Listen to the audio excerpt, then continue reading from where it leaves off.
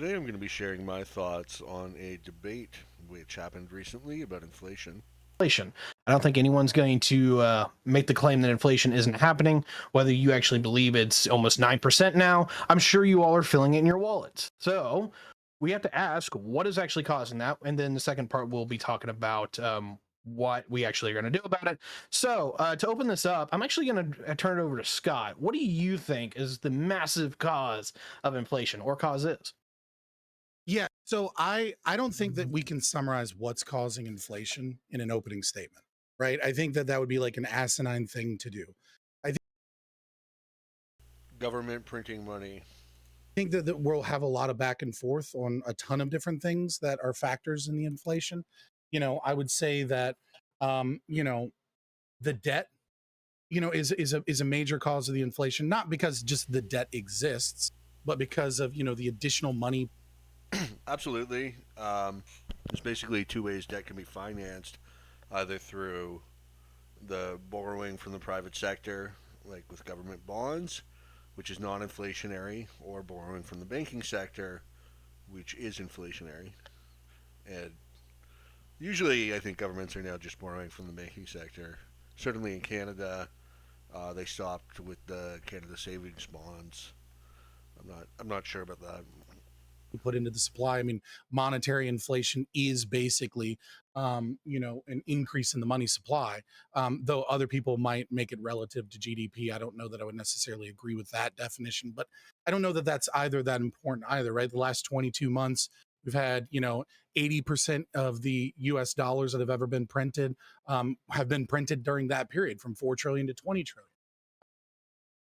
That's a bold claim. Unfortunately, an inaccurate one. While there was a substantial increase in the money supply during that time period that he referenced, you can see it here on the chart. It's that massive obelisk spike towards the end that at its peak corresponds only to a 40% year on year change. So that's nowhere near a 500% increase in the money supply. Note that here we're using the quote unquote true money supply, the Rothbard Salerno money supply measure. I think there's a lot more than just that going on. I think to talk about inflation and not talk about fractional reserve banking is a pretty big issue. I think that there are a lot of things that are occurring in supply change, the supply chain, COVID lockdowns, Ukrainian, and Russian sanctions. Like there are a lot of things here that are factors, and so hopefully we can pick apart these things and have like a kind of reasonable discussion about like what we think, how we might order these, what might be the hierarchical structure of these, and and hopefully later on talk about how we might be able to fix these things. All right, I think that's a great opening statement. So I'm going to move it next to Revolt, who I'm sure has the exact opposite opinion. Yeah, I think in general, that's not far off. I mean, obviously, you've got contentious, like a bunch of arguments going on about whether or not this is a monetary phenomenon or whether or not it's a more of a reflection of supply chain degradation or supply chain inadequacies. And I certainly think that there's a lot of validity to the arguments that both of those things have played a significant role in why we're seeing some of this inflation. But largely, and I think that historically this is proven out as well, that like the primary factor driving inflation is the expansion of pricing in things that are inelastic, so namely energy prices, home housing prices. But like as far as like goods and services are concerned, we've got a number of geopolitical issues that are affecting these things. The reason why food prices are high, the reason why we've had a hard time, or people have had a hard time buying things like computer parts and used cars. Obviously, these are the downstream effects of the pandemic that we just faced, which was a world stopping event, and something that is hardly a regular occurrence, and also the wars that are going on around the world currently, specifically what's happening in Ukraine. So I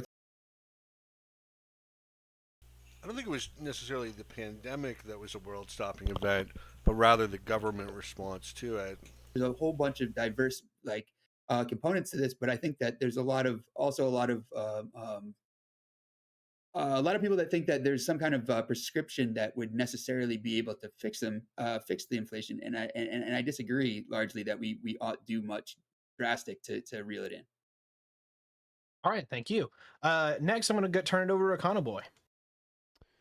Sure, yeah. So I think that the line that I've been towing for a while when it comes to inflation is that, yeah, I would say it's mostly, you could say, exogenous factors that are causing the sort of inflation problem. What it seems to be to me is that the cost of living crisis is international in nature, at least in terms of most developed countries seem to be having this problem, and a lot of developing countries as well, for one reason or another, are having pretty extraordinary upward pressure on prices. And what are the causes thereof, right? I mean, to me, it's a lot of it is the COVID lockdowns causing a lot of curtailment in production, changes in consumer spending, and the persistent things, which is, I think, where Team Transitory gets rightly criticized, is that um, it's so if you're calling it transitory because it's a supply chain problem, the expectation is that in the short run, those supply chain problems would go away, right? But it appears that those supply chain problems have been relatively persistent for one reason or another. I think a lot of it's on the back of China's zero COVID policy,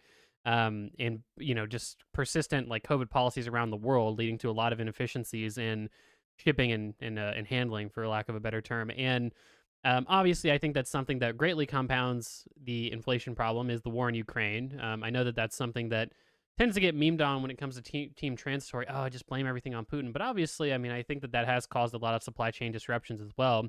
In regards to the sort of deficit spending amongst governments, I don't think that there's an incredibly strong correlation between deficit spending or monetary stimulus and inflation. There's a lot of exceptions to that rule if you think it is a rule. And I think that it's a portion of it, though, right? So I think anybody who would say that the monetary stimulus has, or the monetary I don't see how anyone can argue that deficit spending isn't inflationary.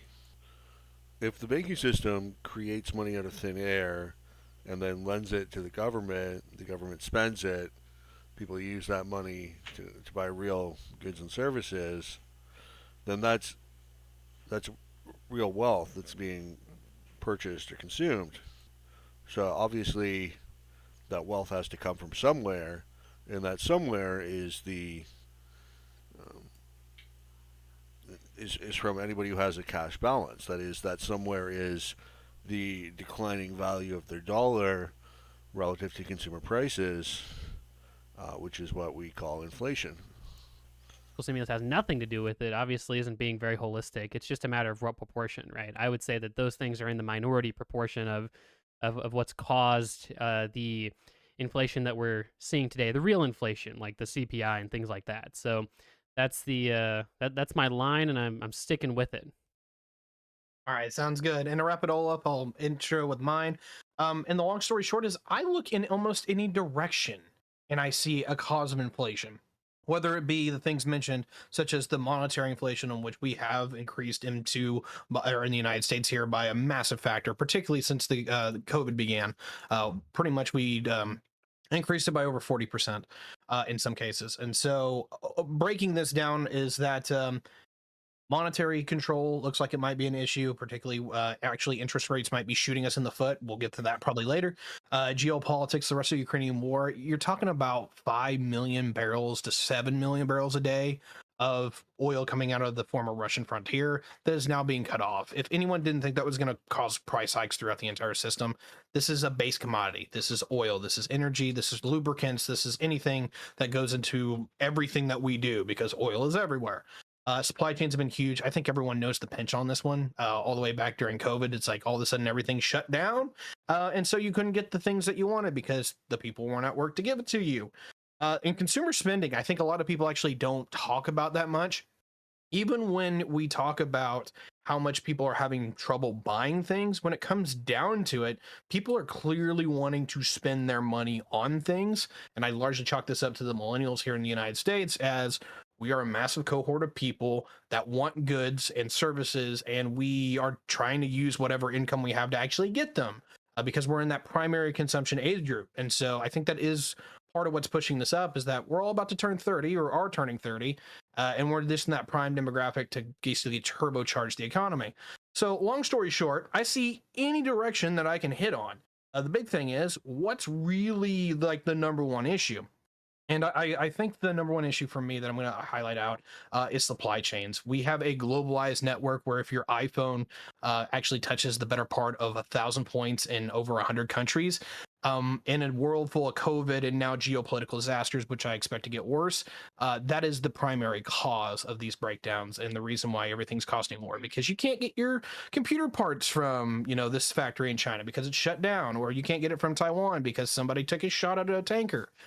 This is now becoming the reality. And so, without further ado, I'm going to open it up to the rest of you to have at it. I appreciate it. Sure, yeah. I Yeah, don't I I don't want to really throw a bone. know I where to want to throw start. a bone to the more left wing individuals here, and specifically when talking about the supply chain, right? I do think that we can see from the way that the producer price index has, the rates of inflation have fallen as restrictions have gone, have kind of like lifted, that we do kind of see that like a large portion of this is likely the supply chain issues, right? Like I think most of us would probably agree that the current inflation that we face, as compared to inflation in the past, is the supply chain issues and the COVID lockdowns and restrictions and the way that that disrupted the economy. I mean, like in November, the PPI, the PPI was, I want to say 11.7%, and now it's like 10.8%, right? So we are seeing at least some easing of that, but obviously, um, that's not good. You know what I mean? Like, like obviously it's not like, oh, it fell, 0.9%. It's still, multiple, orders of magnitude higher than it should be. But yeah, no, I just figured I'd start with that, at least if we're going to talk about supply chain issues and COVID restrictions and things like that, as well as supply chain issues with, current geopolitical things that are occurring, specifically the Ukrainian conflict. Sure, yeah. Final boy, you wanted to, yeah. No, I don't know where to start really. I mean, I think other than repeating my opening statement, to me the money printing story isn't quite as convincing. I think it is a part of it. I just don't think it's a huge deal. I'd be interested to hear what Fabian meant by you have to talk about the fractional reserve banking system and with regards to money. I don't know. I guess inflation or something like that. But I do think, like I said. Fractional reserve banking is inherently inflationary. When a customer deposits $1,000 in that bank, and then say $900 of that is lent out to an entrepreneur, they spend that money and it goes into the bank account of the store where they spent it. Then now the money supply is increased by 90% of the $1,000 deposit, or by $900. As a matter of fact, in the lead up to the Great Depression in the United States, um, there was substantial increase in the money supply on the part of private banks. That in fact, is why the Federal Reserve was established in the first place, was so that they could cartelize the banking system, and individual banks could create money out of thin air and lend it out to their customers. So even though uh, the United States was technically on a gold standard at this time period,